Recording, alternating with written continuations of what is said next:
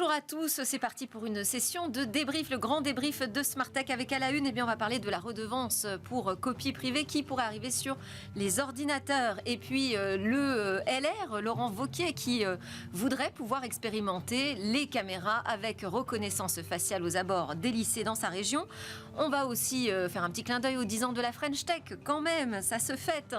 Et parler de cette actualité pléthorique mais aussi chaotique autour du réseau social X.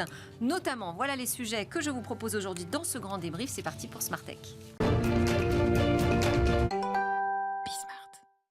Pour débattre de cette actualité que nous avons sélectionnée dans Smartech, j'ai convié Bernard Benamou. Bonjour Bernard. Bonjour. Secrétaire général de l'Institut de la souveraineté numérique. À vos côtés, Éric Lequelennec, avocat associé. Bonjour Éric, spécialiste évidemment en droit du numérique chez Simons & Simons.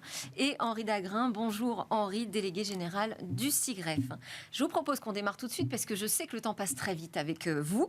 Avec ce sujet, la redevance pour copie privée qui pourrait arriver sur les ordinateurs. On va rappeler quand même cette redevance qui a été créée il y a bien longtemps, en 1985, pour répondre à ces usages dans le domaine privé, autour des copies que nous faisons des œuvres culturelles et qui se développe évidemment grandement avec le numérique. Donc cette copie privée, elle n'a fait que grossir, que grandir, et là elle pourrait arriver sur les ordinateurs. Est-ce que vous dites là, stop, c'est trop, ou au contraire, oui, il est temps évidemment, de passer à cette redevance sur les ordinateurs? Qui veut démarrer?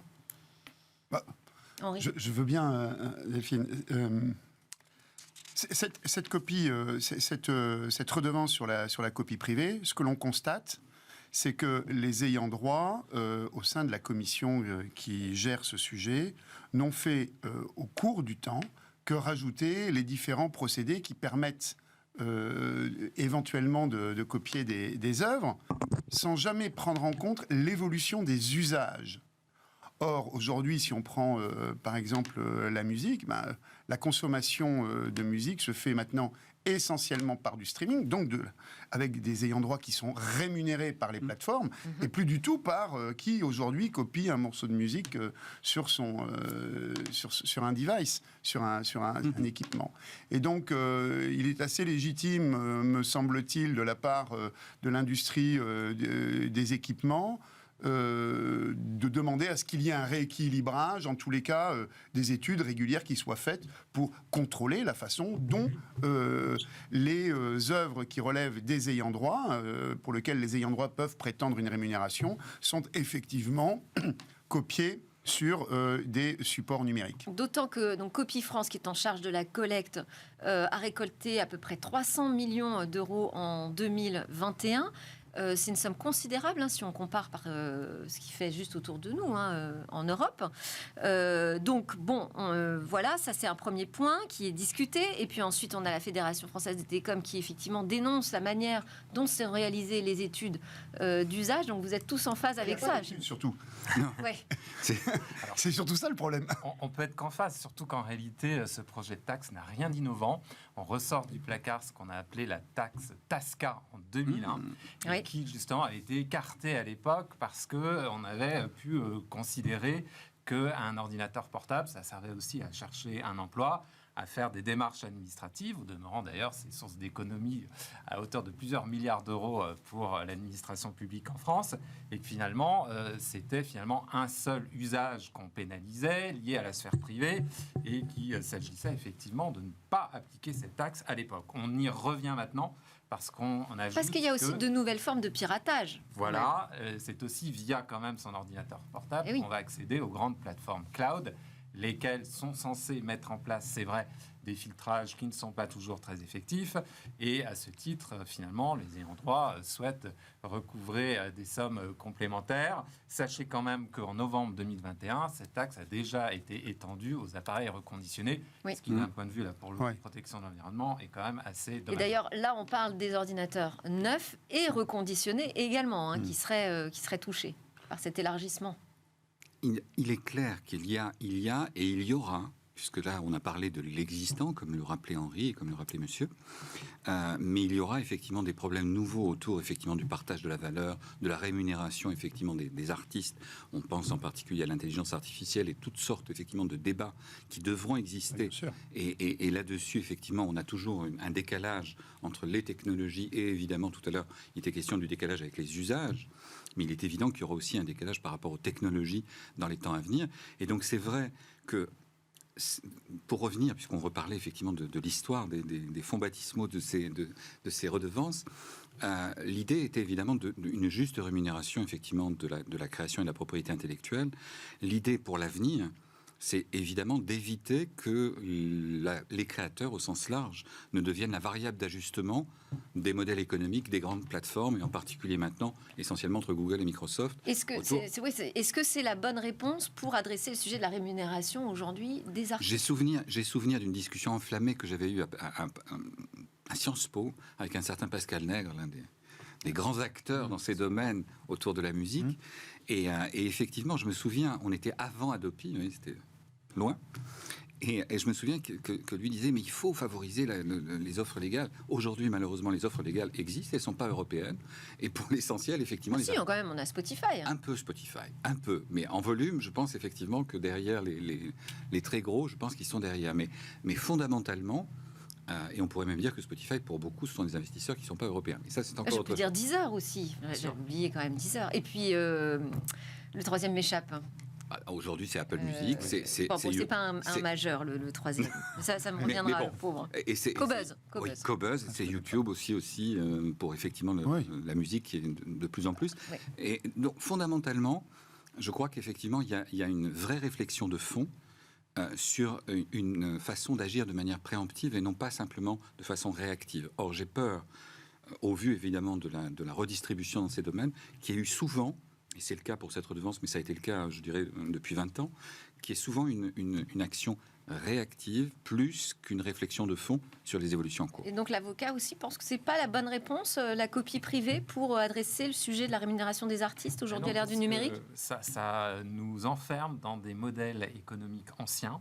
Et on ne va pas justement pousser la réflexion vers un nouveau modèle d'affaires. On a parlé de l'audience et de sa mesure et donc de sa valorisation, ce qui me fait penser aussi à une époque aux discussions autour de la taxe Google, qui, par rapport à la publicité en ligne, aurait justifié qu'on aille plus loin et réellement qu'on place finalement l'imposition au bon niveau. Là, ce qu'on peut regretter aussi dans le dispositif qu'on est en train d'étendre, c'est qu'on a des problèmes finalement d'inflation et que c'est encore une fois le consommateur qui va trinquer, entre guillemets.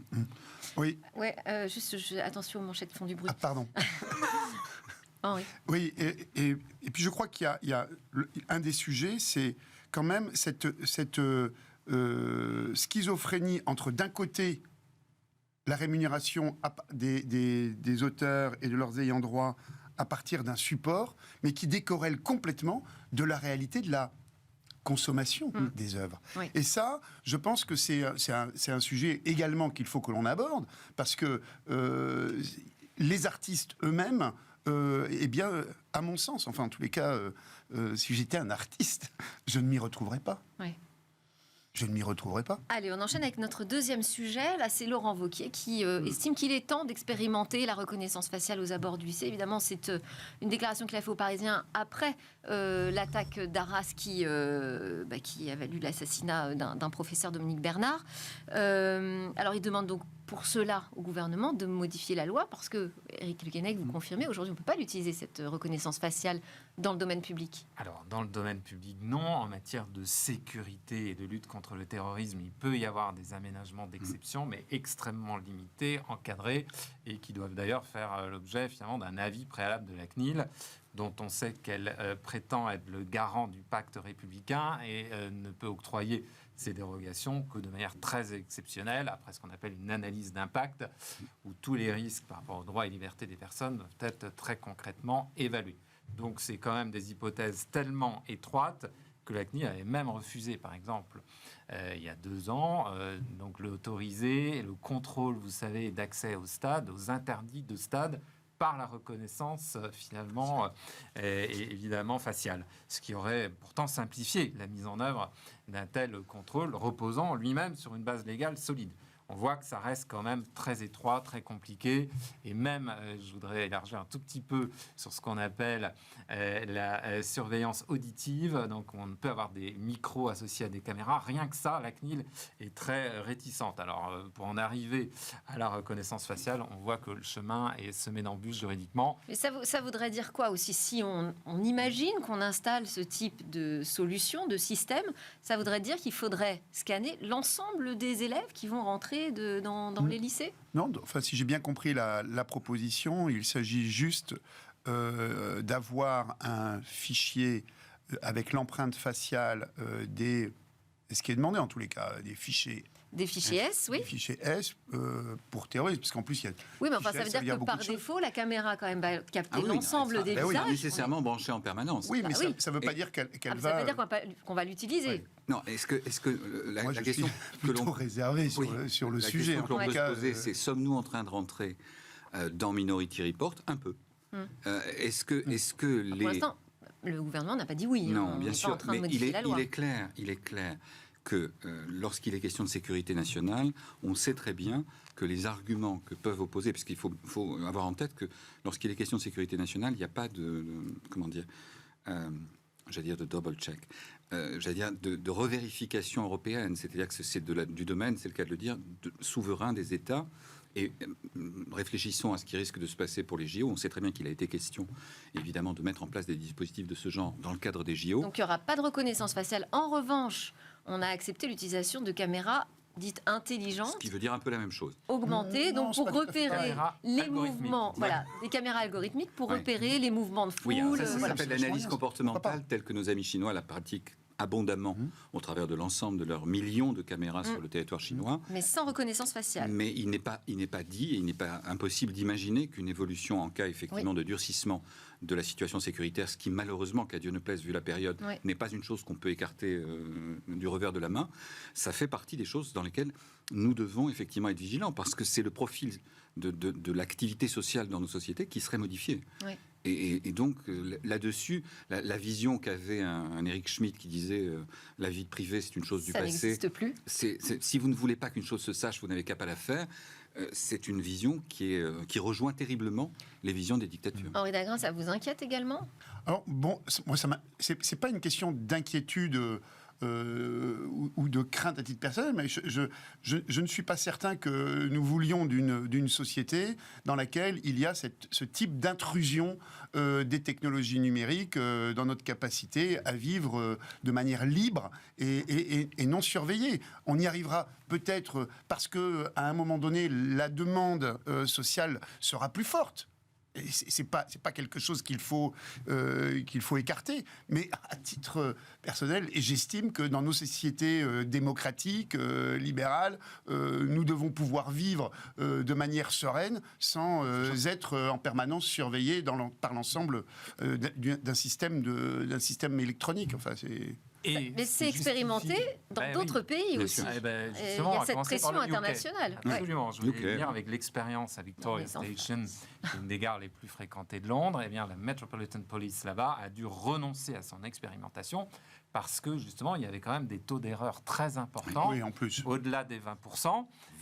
Au-delà des 20%. Et certains activistes, d'ailleurs, disaient que c'était même 70% d'erreur. Donc là, effectivement, c'est peut-être exagéré. En tous les cas, l'expérience a tourné court. Et on voit bien que la CNIL est d'autant plus vigilante et réticente qu'avec le précédent Clearview, qu'elle avait pu sanctionner on va dire, sévèrement, il y avait aussi des questions de référentiel et notamment de collecte des photographies des individus par le dispositif lui-même en lien et en comparaison avec notamment d'autres sources, et en l'occurrence les réseaux sociaux, qui posent des questions de légitimité de la source de la donnée. Oui, mais n'ayez aucun doute. Alors là, la technologie fera les évolutions nécessaires pour résoudre ces problèmes. Les 20% de taux d'erreur seront 2% dans 2 ans, dans 3 ans, dans 5 ans, seront de 0,2% dans 10 ans, dans 15 ans. N'ayez aucun doute là-dessus. Et c'est ça qui est dangereux d'ailleurs, c'est de se dire « Ah, mais c'est tellement performant, c'est tellement fiable qu'on ne va pas se tromper. » On rappellera quand même qu'aux États-Unis, de nombreuses personnes ont été arrêtées à tort parce que reconnues, en particulier... mais hier...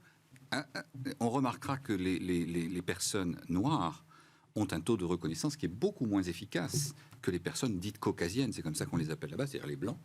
Et donc là-dessus, je pense que les biais qui peuvent porter dramatiquement préjudice aux personnes sont des choses qu'on doit surveiller. Alors là, c'est un peu différent puisqu'il aurait été question des fichiers. Ouais, mais alors là, tout ça, ça dit, en gros, oui, mais il faut expérimenter pour pouvoir corriger, pour prendre les bonnes décisions. Nous avons déjà d'énormes moyens de surveillance des gens. On l'oublie. Le téléphone, qui est un outil de traçage extraordinairement efficace, de bornage, de géolocalisation. Les fadettes. Voilà. Donc il ne faut pas penser qu'on est totalement démunis. De même, je sais que ce n'est pas notre débat aujourd'hui. Et puis, c'est pas une baguette magique bien sûr. non plus. Ah non. Voilà, bon. Mais les autorités de police partout dans le monde réclament à corps et à cri ces derniers temps des portes dérobées dans nos téléphones. C'est aussi une chose qui revient périodiquement, tous les 5 ans, tous les 10 ans. Et c'est une chose qui est, elle aussi, très inquiétante si elle devait être mise en œuvre. Absolument. Les 10 ans de la French Tech. Je ne sais pas si vous êtes allé célébrer l'événement. Donc, on rappelle que cette mission French Tech, c'est une mission de l'État qui est chargée de soutenir notre écosystème de start-up françaises, rattachée à la DGE, à la Direction Générale des Entreprises, au sein du ministère de l'Économie. Quel regard vous portez, vous, 10 ans après la naissance de cette French Tech ? Alors, je vais peut-être commencer. Bernard. Parce que j'étais là, au niveau des cabinets ministériels, lorsque la chose a été créée, à l'époque, effectivement, il y a une dizaine d'années. Et Dieu sait que l'idée est séduisante, c'est-à-dire effectivement créer un label, faire en sorte effectivement d'aider les entreprises dans ces domaines. Mais là, je vais me permettre d'être un peu plus critique. Je crois que le résultat n'est pas à la hauteur des espérances telles qu'elles avaient été suscitées au tout départ. C'est-à-dire qu'on a un très bel écosystème, magnifique écosystème de start-up et de PME dans le domaine numérique. Nous n'avons pas, et ça je pense que c'est un nous collectif, nous n'avons pas réussi à transformer l'essai pour faire en sorte qu'elle ne reste pas start-up ou qu'elle ne soit pas rachetée, comme ça a été trop souvent le cas pour les plus prometteuses d'entre elles, par des intérêts américains en grande partie. Et je crois effectivement qu'on a fini par perdre l'objectif. L'objectif, c'est pas de se dire nous avons un énorme tissu de start-up, c'est de faire émerger des champions de demain. Et là-dessus, puisqu'on parlait effectivement de oui, mais alors là-dessus, il faut de l'investissement, notamment. Pas que, il faut de la commande publique. Et là-dessus, l'État n'a pas joué son rôle. Je suis un ardent défenseur du renforcement de la commande publique au travers de ce qu'on appelle le Small Business Act. Il se trouve que c'est un serpent de mer. Moi, je suis avocat de ça depuis 10 ans. Et je sais effectivement qu'on commence à en reparler au niveau européen, mais avec grande réticence de la part des grands groupes et évidemment de nos interlocuteurs américains. Mais il faut imiter, c'est le cas de le dire dans ce cas-là, l'Amérique, qui l'a fait depuis, je rappelle, 1953. Donc, vous avez raison, Bernard, mais j'ai essayé d'amener une habile transition vers l'annonce faite par le ministre du Numérique, Jean-Noël Barrot, à l'occasion de ses 10 ans, qui a dit, en plus, je vais arriver avec un cadeau, ce sont des avantages fiscaux. Ouais.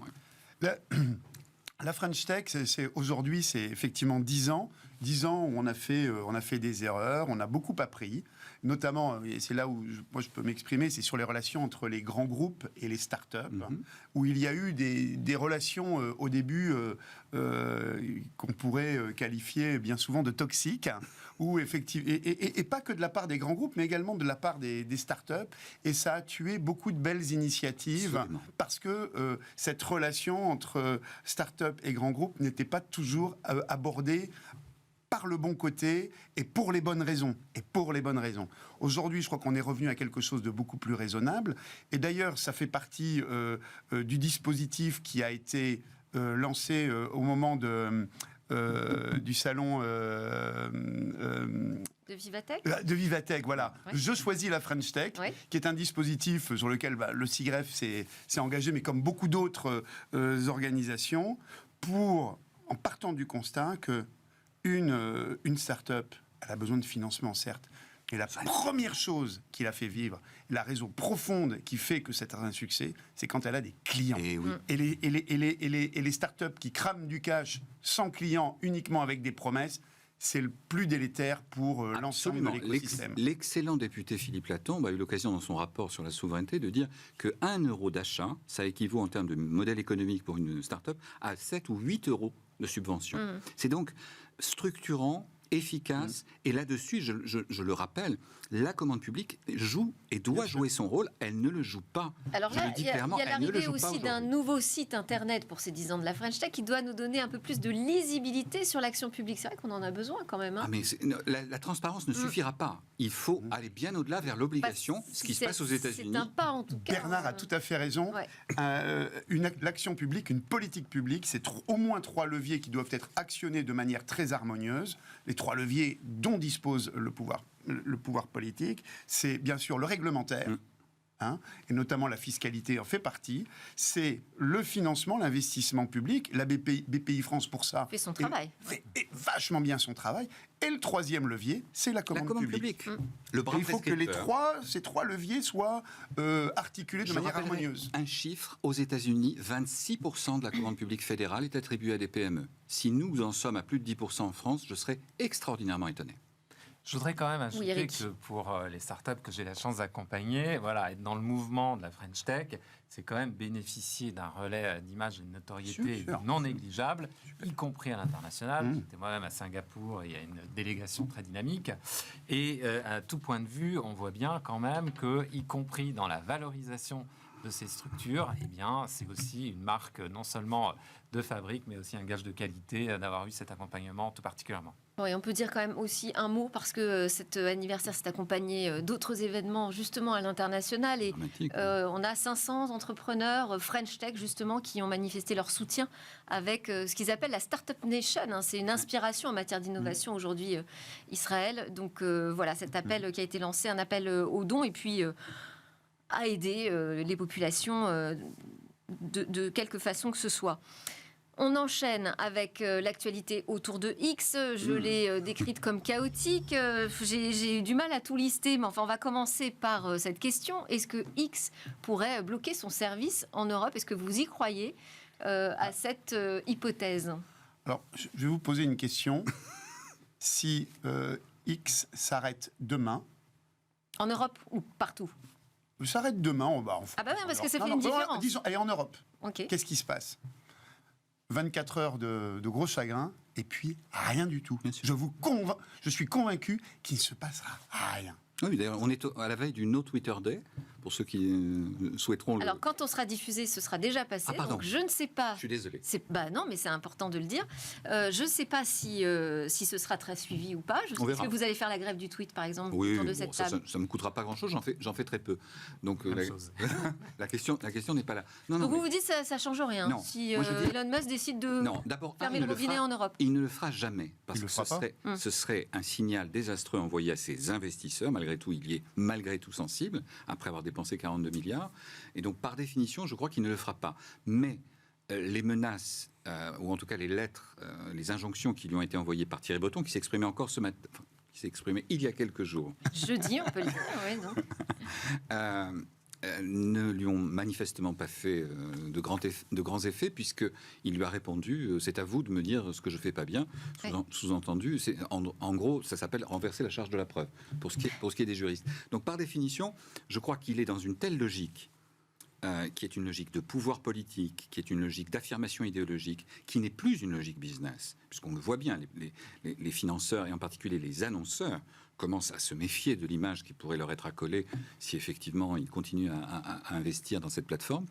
Donc je crois qu'on est là face à un activisme politique auquel doit répondre une réaction de la puissance publique européenne sur le mode « si vous ne faites pas les choses, nous vous sanctionnerons ». L'idée n'est pas de le couper, l'idée c'est de le sanctionner. Et je pense que si on tape au portefeuille, il y a un moment où tout milliardaire qu'il soit, se prétendant financer ou racheter quasiment Wikipédia parce qu'il trouvait que Wikipédia ce n'était pas bien, tout C'est-à-dire qu'il part un peu dans tous les sens aussi. Non, Elon je Musk. C'est parce que pense j'ai du qu'il est mal devenu- à adresser la liste il des est sujets devenu autour de lui. toxique. Mais il est devenu toxique, ok. Cela dit, j'ai quand même envie d'apporter un éclairage autour du DSA, puisque Oui. ce règlement européen ne fait pas peur qu'à X et Elon Musk. Hein. On a aussi Mark Facebook. Zuckerberg qui a décidé de ne pas lancer son réseau social en Europe. Parce que Pour les l'instant. sanctions encourues, justement, vont au-delà de celles du RGPD. Le sûr. RGPD, c'est 4% du chiffre d'affaires annuel mondial. Le DSA, c'est quand même 6%. Et vous ajoutez, même si, quand tout va bien, que ces grandes plateformes vont payer. Alors, on ne sait pas très bien si c'est un impôt ou une redevance, ou en tous les cas, et ils devront payer 0,05% de leur chiffre d'affaires annuel mondial d'ores et déjà pour avoir la chance d'être supervisés par la Commission européenne. Donc se retrouver dans un modèle comme ça d'économie dirigée d'une certaine manière avec des contraintes très fortes, je reprends leurs termes, en termes de modération de contenu, c'est trop leur demander, semble-t-il. Non, 0,05%, soyons très clairs, ça fait psychologiquement un peu mal, mais pas en termes de bilan. Et de surcroît, il faut quand même rappeler que DSA, DMA et peut-être d'autres textes à venir, ça ne s'adresse qu'à des très très grandes plateformes. C'est-à-dire qu'on ne s'adresse pas au tout venant, on s'adresse... disons que nous, ça ne nous gêne pas beaucoup, Européens, parce qu'on n'en a pas de grandes plateformes. C'est bien, j'allais dire, tout le problème est là. Oui. Tout le problème est là. C'est-à-dire que nous sommes obligés d'être défensifs. Tout à l'heure, nous rejoignions avec Henri sur la nécessité d'une politique industrielle offensive, ce qui n'est pas le cas en Europe et surtout pas en France. Je pense qu'il est temps d'arrêter de se lamenter de notre absence. Mais cette ultra-régulation, elle pénalise aussi parfois l'écosystème. Là, on n'est pas concerné. Quel écosystème? Mais parfois, nous, l'écosystème numérique, il existe quand même. Non, mais d'accord, mais la régulation de X va vous pénaliser? Ah non, c'est pas ce que je dis. Ah oui. Non, je dis qu'aujourd'hui... C'était l'argument, et il n'est pas juste, puisque justement, non, je dis qu'aujourd'hui, les plateformes manifestent quand même une certaine inquiétude vis-à-vis de ces règlements très restrictifs aujourd'hui en Europe. Et que sur d'autres sujets, par exemple sur l'intelligence artificielle, là, l'écosystème européen dit attention, il ne faudrait pas non plus trop nous gêner. Ça dépend, là encore, si on établit des seuils. Si on établit des seuils à partir duquel une société qui va développer une activité ou un service, et ça sera surtout vrai, il faut le rappeler, des mêmes usual suspects du cloud, puisque ce sera des services accolés à leur service de cloud.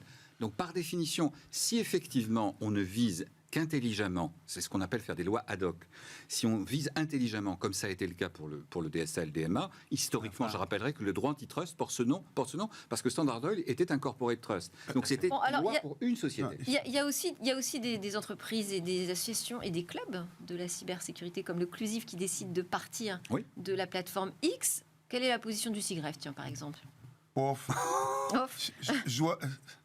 On utilise Twitter pour une communauté et pour lui présenter les publications que l'on a sur notre site. Vos adhérents l'utilisent beaucoup.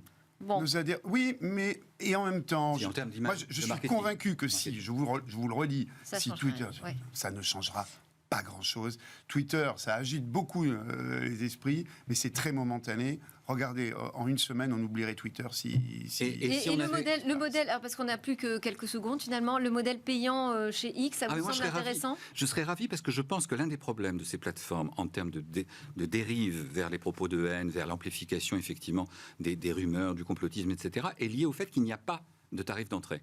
Et que donc des robots peuvent s'y inscrire massivement par millions. Ça, c'est vrai. Et donc, si l'on avait un seuil d'entrée économique, je pense que la contagion à laquelle on assiste massivement en ce moment en termes de désinformation russe, chinoise et d'autres, et d'extrémistes, serait considérablement limitée. Et pour beaucoup de gens, laisser son numéro de carte bleue sur le site pour aller dire des insanités, ce serait pas... ça peut être effectif le mot de la fin si on a effectivement une transparence algorithmique qui permet aussi d'avoir une modération. C'est assez exceptionnel, mais c'est l'avocat qui a pu le moins s'exprimer autour de cette table.